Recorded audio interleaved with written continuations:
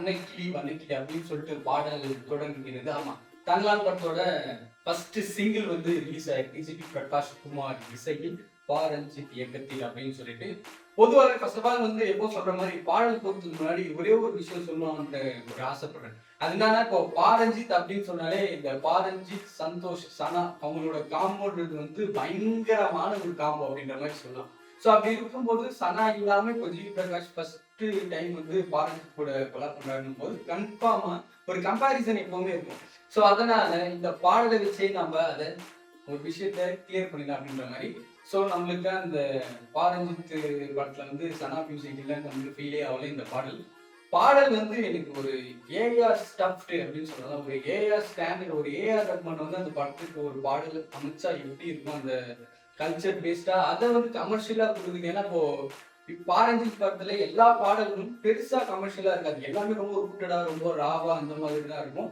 First time இந்த மாதிரி ரொம்ப ராவான ஒரு பீரியாடிக் படத்துல வந்து இந்த மாதிரி கொஞ்சம் கமர்ஷியல் எலிமெண்ட் இந்த மாதிரி இருந்துச்சு. இந்த பாடல்ல ஜிவி பிரகாஷ் குமார் சேர்ந்ததால் அதுவும் ஒரு மாதிரி பிளஸ் தான் அப்படிங்கிற மாதிரி சொல்லலாம். ஸோ மினிக்கி மினிக்கி அப்படின்னு சொல்லிட்டு பாடல், அது பாடலோட பேர் அதுதான். உண்மையாலே வேற லெவல் இருக்கு அப்படின்ற மாதிரி சொல்லலாம். ஏன்னா அந்த ஒரு கும்மி பாட்டுன்னு சொல்லுவாங்க. அந்த கும்மி பாட்டு விஷயத்துல ஜிவி பிரகாஷ் குமார் நிறைய பாடல்கள் வந்து பண்ணியிருக்காரு வேற வேற படத்துக்கு.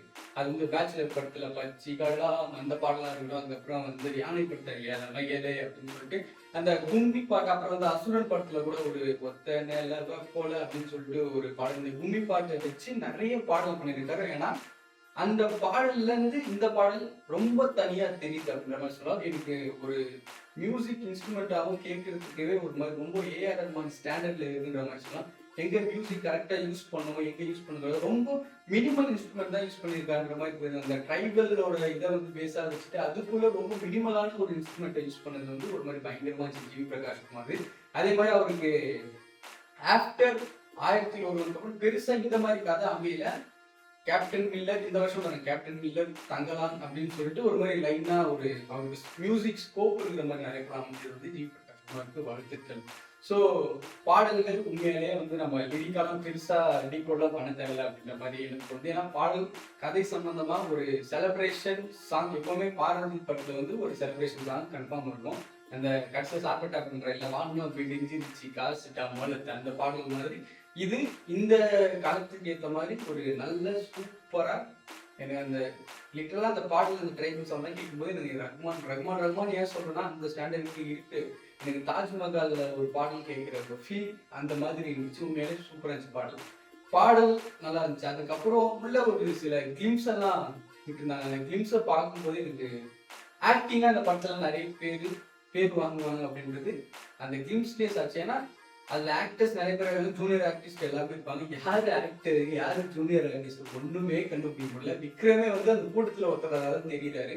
ஒரு அந்த ஹீரோயின் இருக்காங்க பார்வதி, அவங்க ஒரு ஒரு ஸ்பெஷலா அதை ஒரு பர்டிகுலரா ஒரு எல்லாருமே டான்ஸ் ஆனாலும் அது வந்து பார்வதியை தேட வேண்டியதாக இருக்குது. எல்லாருமே ஒரே மாதிரி இருக்காங்க. So acting confirm.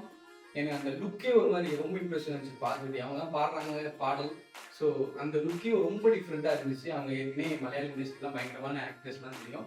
ஸோ அதுவும் சூப்பராக இருந்துச்சு. அதே மாதிரி விக்ரம் யாருங்க மனுஷன் இருந்தாரு. ஸோ அந்த ஒரு சின்ன நியூஸ் அவங்க வந்து ஏதோ சொல்கிறாங்க வந்து ஒரு மாதிரி போ அப்படின்னு சொல்றதுலேயே தெரிந்த ஒரு ஆக்டிங் என்னன்னு சொல்லிட்டு உண்மையிலே பயங்கரமா இருந்துச்சு பாடல். எனக்கு இந்த பாடல் என்ன பண்ணுவீங்களா எனக்கு தெரியல. ஆனால் பாடல் உண்மையிலே பயங்கரமா இருந்துச்சு.